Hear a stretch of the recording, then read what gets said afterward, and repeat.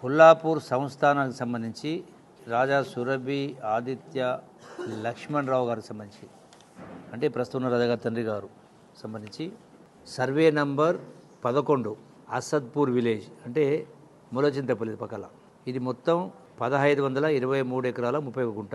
ఇందులో 775 ఎకరాల 7 గుంటలు ఆల్రెడీ ప్రభుత్వానికి ల్యాండ్ సీలింగ్ చట్టం ప్రకారం హ్యాండ్ ఓవర్ చేసింది. మిగిలిన 748 ఎకరాల 24 గుంటలు శ్రీశైలం ప్రాజెక్టు సబ్మర్జ్ అయిపోయింది. అట్లాగే సర్వే నంబర్ 168 ములచింతపల్లిలో ఇది మొత్తం 900 ఎకరాలు. ఇందులో 854 ఎకరాల 20 గుంటలు గవర్నమెంట్కి హ్యాండ్ ఓవర్ చేయడం జరిగింది సీలింగ్ చట్టం ప్రకారం. 45 ఎకరాల 20 గుంటలు శ్రీశైలంలో సబ్మర్జ్ అయింది, మొత్తం 9.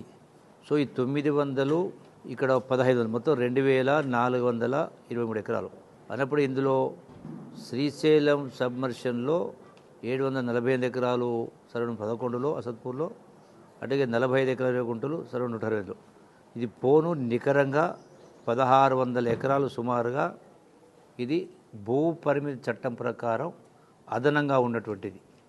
ఎప్పుడు వచ్చింది ఇది? పివి నరసింహారావు గారు ముఖ్యమంత్రిగా ఉన్నప్పుడు 1975లోను 76లోను భూ పరిమితి చట్టం వచ్చింది. ఒక కుటుంబానికి 56 ఎకరాల కంటే ఎక్కువ ఉండకూడదని నిబంధన. ఇప్పుడు కొల్లాపూర్ సంస్థానికి సంబంధించి వాళ్ళకి చాలా భూములు ఉంటే ఆ భూ సీలింగ్ చట్టం ప్రకారం డిక్లరేషన్ ఇచ్చిండు, దాని ప్రకారం హ్యాండ్ ఓవర్ చేసిండు. అయితే మధ్యలో ఈ భూమి నాది అని రాజాగారు సుప్రీంకోర్టు పోవడం, సుప్రీంకోర్టు దాకా పోయింది. సో ఈ ల్యాండ్ సీలింగ్ చట్టం ఉంది కాబట్టి ఇది సుప్రీం పోకముందుకే ఇది భూ పరిమితి చట్టం ప్రకారం ఇంతకంటే ఎక్కువ ఉండకూడదు కాబట్టి ఆల్రెడీ సీలింగ్ ఆర్డర్ పాస్ చేసినప్పుడే 1975లో ఇప్పుడు పైన చేసిండ్రు.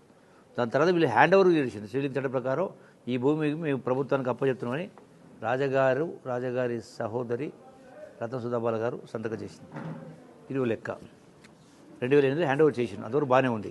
వాళ్ళ అక్కడ దాకా వాళ్ళ తప్పకూడలేదు. అయితే దీని తర్వాత 2018లో నేను ఓడిపోయిన తర్వాత అప్పుడు గెలిచినటువంటి శాసనసభ్యుడు హర్షవర్ధన్ రెడ్డి ఎమ్మెల్యే అయిన తర్వాత అప్పుడు రాజగారి దగ్గరికి వెళ్ళి ఇది ఈ విధంగా భూమి అని తెలిసింది, రెవెన్యూ దానిలో మేము మేనేజ్ చేసుకుంటాం, మాకు ఈ భూమి అమ్మండి అని, ఆ భూమి మాకు ఇవ్వండి అని ఏదో తక్కువ ధరకు మాట్లాడుకొని అది ఆర్డీఓ దగ్గర ఒక పిటిషన్ ఫైల్ చేయించాడు. ఎవరు లక్ష్మణరావు గారితో కుమ్మక్కేసి ఆర్డీఓ దగ్గర ఈ భూమి మాది, మా పేరు మీద ధరలు ఎక్కేయండి అని ఆర్డీఓ దగ్గర దరఖాస్తు పెట్టిండు.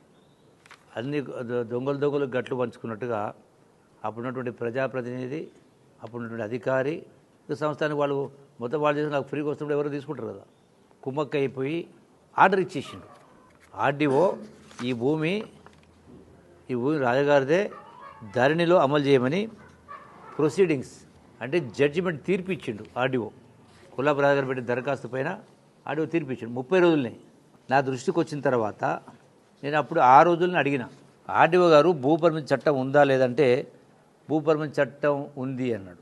మరి ఉన్నప్పుడు నువ్వు ఎట్లా ఇది మళ్ళీ ప్రభుత్వ భూమి కాదు రాజగారి భూమి చెప్పిన తరగతి రామని ఎట్లా ఇస్తావంటే సుప్రీంకోర్టు ఆర్డర్ వచ్చిన తర్వాతనే కదా ఆనాడు రాష్ట్ర ప్రభుత్వం సెక్రటరీ గారు అంతకు ముందే ఇది ల్యాండ్ సీలింగ్ చట్టంలో ఉంది, ఇది దాచిపెట్టి మూసిపెట్టి చేసింది ఇది. సో ఈరోజు సీలింగ్ చట్టం ఉందంటే ఉంది అన్నాడు. మరి ఈరోజు సీలింగ్ చట్టం ప్రకారం మనకు రాదు కదా, ఎట్లా ఇస్తావు నువ్వంటే అంటే కూడబలుకొని డబ్బులు దండుకొని ఆనాడు ఉన్నటువంటి మాజీ శాసనసభ్యుడు అధికారి కూడబలుకొని కోట్ల రూపాయలు మార్పులు చేసుకోవడం జరిగింది.